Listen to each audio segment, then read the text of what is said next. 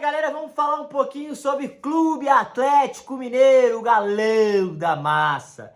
Hoje teve uma entrevista do CEO do Galo, Pedro Daniel, que falou à Rádio Itatiaia, e vou trazer algumas das principais falas dele aqui neste vídeo, tá?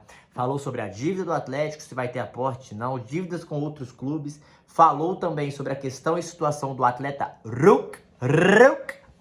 do Hulkzão.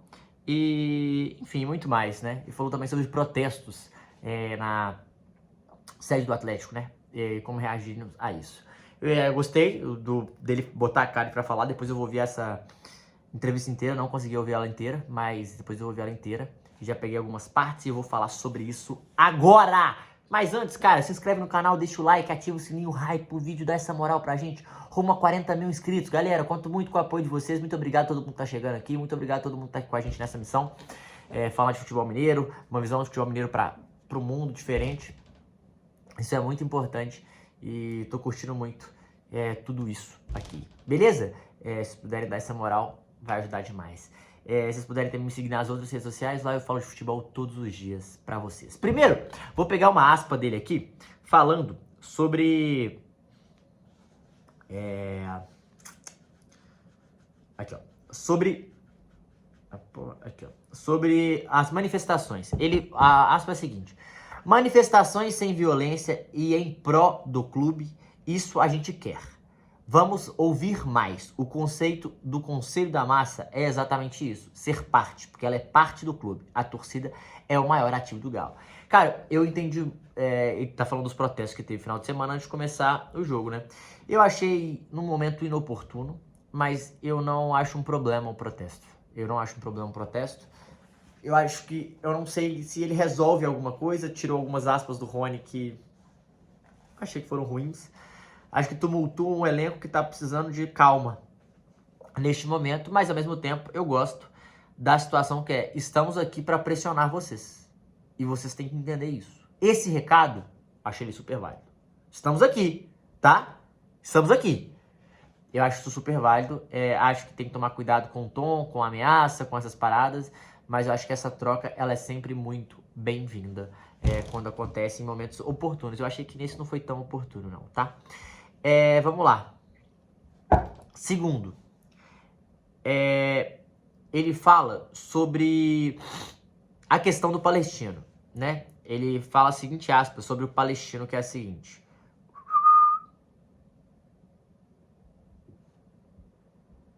peraí que só tô pegando a aspa certinho pra vocês. Aqui, ó. Sobre a questão do palestino, está dentro do bolo e vamos resolver. Os clubes brasileiros estão resolvidos. Cuiabá, inclusive, antecipamos um pagamento futuro, quitado, mas vamos acertar com todos. Então, falando que o Atlético precisa honrar mais essas dívidas, né? Porque, assim, que bom, né? Acho que tem uma obrigação, honrar a sua palavra. Honrar a dívida é o mínimo, tá? É o mínimo, é o mínimo. O Atlético não estava fazendo nem o mínimo. Então, isso sim é um problema. Então a gente tem que também ter cuidado, entender isso, porque você fica queimado no mercado, fica com dificuldade de contratar jogadores e desnecessariamente, né? Desnecessariamente, a verdade é essa. É muito desnecessário isso, porque o Atlético fala a todo momento sobre isso, a gente fala todo momento sobre isso, sobre honrar dívidas. O Atlético fala sobre isso, o Menin fala, não, que a gente tem que honrar os compromissos, então tem que honrar. Tem que pagar, porque ser um mau pagador é um problema. E essa dívida o Atlético também precisa matar com os clubes para ter mais moral no mercado. E ele falou que vai acertar com todos, né? Vamos cobrar, estamos olhando! E o último, ou melhor, o penúltimo, o aporte. E aí, tem algumas aspas boas aqui, tá? Ele fala sobre o aporte, que é o seguinte: o Atlético prepara um aporte milionário para atacar as principais dívidas que travam o bom fluxo de caixa, né? Então o Atlético ele perde muito dinheiro com juros das dívidas bancárias, que os próprios donos são avalistas, então eles precisariam pagar em algum momento. Ele falou que ele trabalha em todas as partes. As aspas dele é a seguinte: nós estamos trabalhando em todas as alternativas possíveis.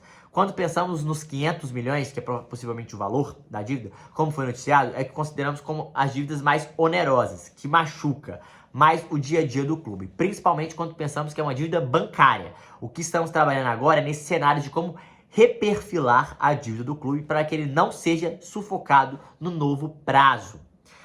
Ou seja, pagar essa dívida bancária para que o Atlético tenha um respiro, banque tenha um respiro para reperfilar a dívida. Ainda vai ter dívida, vai ter a dívida da Arena, vai ter a dívida do Profut, vai ter a dívida algumas com os atletas. E isso o Atlético ganha tempo para pagar. Com o dinheiro que entra em caixa, ele continua em caixa, ele já não sai só para juros, já não sai só para folha salarial. Então, é um pouco sobre isso. Qual vai ser o reperfilamento? Vamos esticar a dívida, vamos diminuir e vamos esticar. Em breve, devemos ter umas boas novidades nesse sentido, sobre a dívida, sobre o aporte. Estamos bem avançados em algumas discussões e espero que ainda nesse primeiro semestre a gente consiga fazer um anúncio de reperfilamento da dívida. Mas esses 500 milhões são os mais urgentes. Os outros, a gente tem dívida que está refinanciada. A tributária, por exemplo.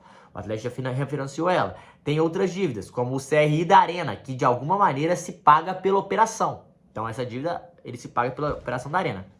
Mas a dívida bancária é a que mais machuca para a gente no dia a dia, principalmente no curto prazo. Em breve teremos uma boa solução, um bom reperfilamento. E passa por esses 500 e poucos milhões que estão sendo noticiados, acrescentou. Aí foi perguntado sobre aporte interno ou externo.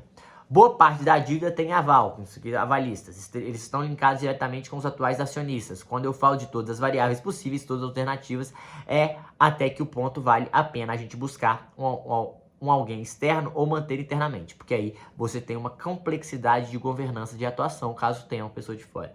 Então estamos discutindo internamente o potencial avanço nesse período para essa dívida que está nos machucando. Então, basicamente, o que ele quer dizer?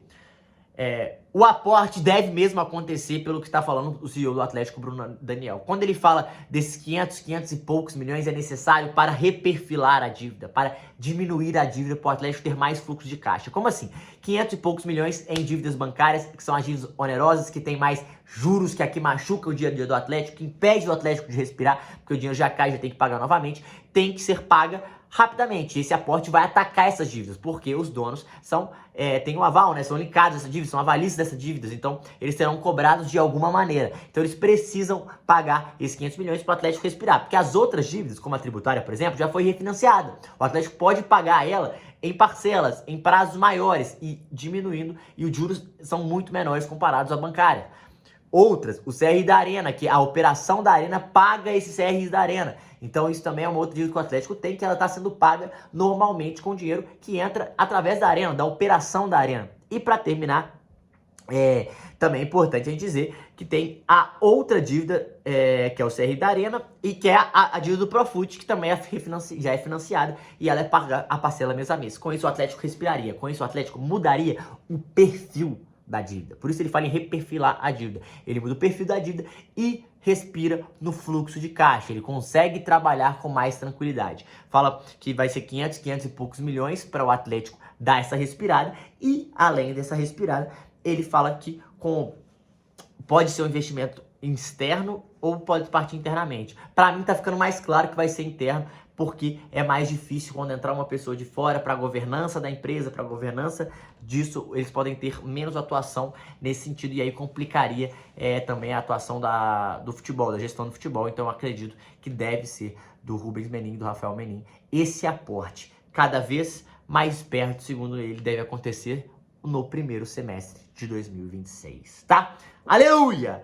E a situação Hulk, eu acho que a gente pode só passar, porque eu também não quero entrar demais nela. Ele fala uma aspas que eu acho forte. Em nenhum momento o Atlético foi ao mercado oferecer o Hulk. Nunca discutimos a venda do mercado. E o Hulk nunca pediu a saída do clube. Ele é um exemplo. Pedimos a ele para encerrar a carreira dentro do Galo. É isso que eles querem, é isso que a gente quer. Já tá um assunto chato. Ele tá falando para chover mais no molhado, para bater mais essa tecla, mas automaticamente a gente já sabe muito desse assunto. Eu não quero estender, eu fiz um vídeo ontem sobre isso. E o Hulk deve realmente ficar. Parece que o Atlético encerrou a negociação com o Fluminense. O Atlético não deve vender o Hulk para o Fluminense. O Hulk não deve para o Fluminense neste momento. Em algum outro momento ele pode sair do Atlético.